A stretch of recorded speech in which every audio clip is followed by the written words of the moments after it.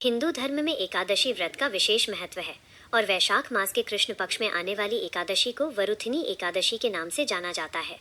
वरुथिनी शब्द संस्कृत के वरुथ से बना है, जिसका अर्थ है कवच या रक्षा। जैसा कि नाम से स्पष्ट है, ये एकादशी अपने व्रत करने वाले भक्त की हर संकट और नकारात्मकता से रक्षा करती है।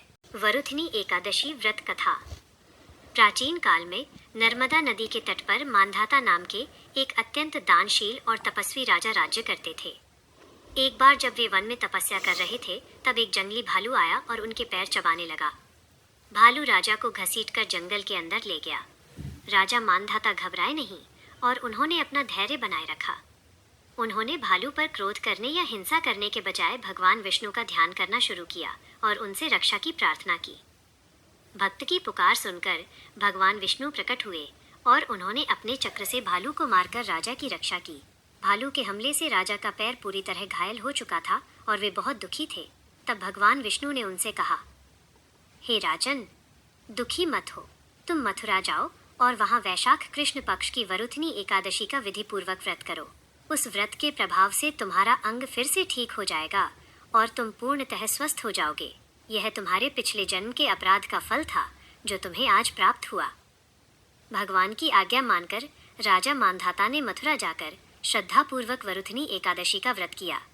व्रत के प्रभाव से वे न केवल स्वस्थ और सुंदर हो गए, बल्कि अंत में उन्हें स्वर्गलोक की प्राप्ति हुई। वरुथिनी एकादशी के दिन भगवान विष्णु के मधुसूदन रूप की पूजा की जाती है। शास्त्रों के अनुसार वैशाख मास के कृष्ण पक्ष की इस एकादशी पर भगवान मधुसूदन की आराधना करने से व्यक्ति के समस्त पाप नष्ट हो जाते हैं और उसे मोक्ष की प्राप्ति होती है। भगवान मधुसूदन रूप का महत्व।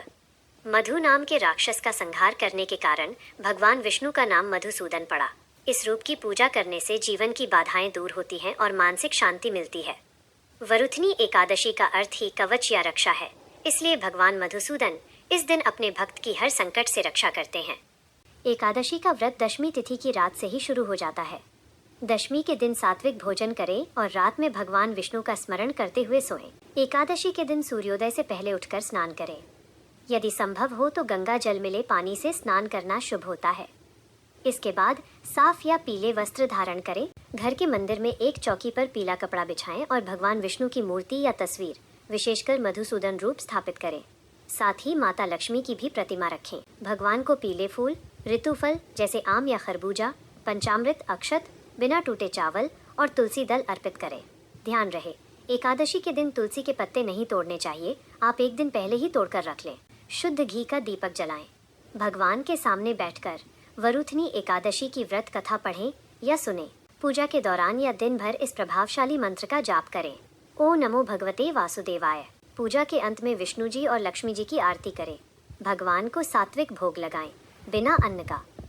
शास्त्रों के अनुसार इस एकादशी का फल अत्यंत विशाल है। इस व्रत को करने से 10,000 वर्षों की कठिन तपस्या के समान पुण्य प्राप्त होता है। कन्यादान का फल हिंदू धर्म में सबसे बड़ा माना गया है, लेकिन वरुथिनी एकादशी का व्रत कन्यादान के फल से भी कई गुना अधिक पुण्य प्रदान करता है। यह व्रत महिलाओं को अखंड सौभाग्य प्रदान करने वाला और पितरों को सद्गति दिलाने वाला माना गया है। एकादशी के दिन चावल खाना पूर्णतः वर्जित है। इस दिन ब्रह्मचर्य का पालन करें और मन में किसी के प्रति द्वेष न रखें। एकादशी के दिन जल, अन्न या फलों का दान करना श्रेष्ठ फलदायी होता है। एकादशी की रात को कीर्तन या भजन करना सर्वश्रेष्ठ है। वरुथिनी एकादशी हमें सिखाती है कि जब हम पूर्ण समर्पण के साथ ईश्वर की शरण में जाते हैं, तो वे हमारी रक्षा एक कवच वरुथ की तरह करते हैं। ये दिन केवल भूखा रहने का नहीं, बल्कि अपने मन को शुद्ध करने और भगवान मधुसूदन के चरणों में ध्यान लगाने का है।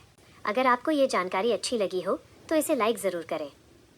ऐसी ही और धार्मिक और पंचांग से जुड़ी वीडियो पाने के लिए हमें कमेंट करके ज़रूर बताएं और हमारे चैनल को सब्सक्राइब करें। जय श्री कृष्णा।